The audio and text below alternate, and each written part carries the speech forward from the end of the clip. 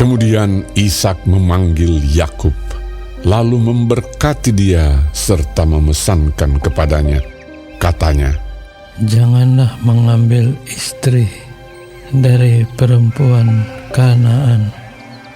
Bersiaplah, pergilah ke Padan Aram, ke rumah Betuel, ayah ibumu, dan ambillah dari situ seorang istri dari anak-anak Laban, saudara ibumu. Moga-moga Allah yang Maha Kuasa memberkati engkau, membuat engkau beranak cucu, dan membuat engkau menjadi banyak, sehingga engkau menjadi sekumpulan bangsa-bangsa.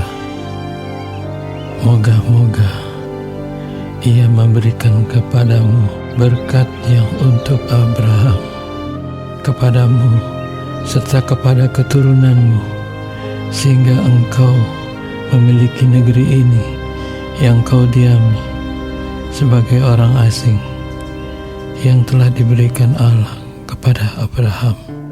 Demikianlah Ishak melepas Yakub, lalu berangkatlah Yakub ke Padan Aram, kepada Laban anak Betuel, orang Aram itu, saudara Ribka, ibu Yakub dan Esau.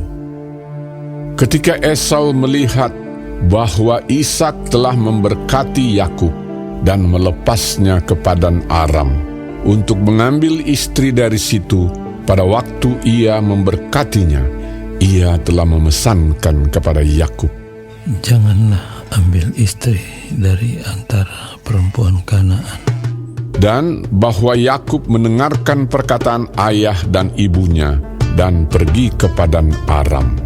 Maka Esau pun menyadari bahwa perempuan Kanaan itu tidak disukai oleh Ishak ayahnya.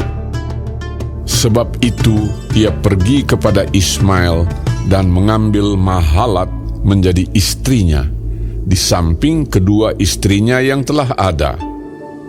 Mahalat adalah anak Ismail, anak Abraham, adik Nebayot. Maka Yakub berangkat dari Beersheba dan pergi ke Haran. Ia sampai di suatu tempat dan bermalam di situ karena matahari telah terbenam. Ia mengambil sebuah batu yang terletak di tempat itu dan dipakainya sebagai alas kepala, lalu membaringkan dirinya di tempat itu. Maka bermimpilah ia, di bumi ada didirikan sebuah tangga yang ujungnya sampai di langit, dan tampaklah malaikat-malaikat Allah turun naik di tangga itu. Berdirilah Tuhan di sampingnya dan berfirman, "Akulah Tuhan, Allah Abraham nenekmu, dan Allah Ishak. Tanah tempat engkau berbaring ini akan kuberikan kepadamu dan kepada keturunanmu. Keturunanmu akan menjadi seperti debu tanah banyaknya, dan engkau akan mengembang ke sebelah timur, barat, utara, dan selatan. Dan olehmu serta keturunanmu, semua kaum di muka bumi akan mendapat berkat. Sesungguhnya aku menyertai engkau, dan aku akan melindungi engkau kemanapun engkau pergi. Dan aku akan membawa engkau kembali ke negeri ini, sebab aku tidak akan meninggalkan engkau, melainkan tetap melakukan apa yang kujanjikan kepadamu." Ketika Yakub bangun dari tidurnya, berkatalah ia, "Sesungguhnya Tuhan ada di tempat ini, dan aku tidak mengetahuinya." Ia takut dan berkata, "Alangkah dahsyatnya tempat ini. Ini tidak lain dari rumah Allah. Ini pintu gerbang sorga."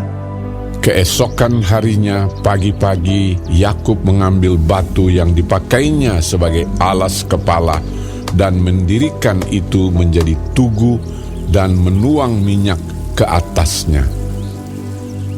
Ia menamai tempat itu Betel. Dahulu nama kota itu Luz. Lalu bernasarlah Yakub. Jika Allah akan menyertai dan akan melindungi aku di jalan yang kutempuh ini, memberikan kepadaku roti untuk dimakan dan pakaian untuk dipakai, sehingga aku selamat kembali ke rumah ayahku, maka Tuhan akan menjadi Allahku. Dan batu yang kudirikan sebagai tugu ini akan menjadi rumah Allah. Dari segala sesuatu yang Engkau berikan kepadaku, akan selalu kupersembahkan 1/10 kepadamu.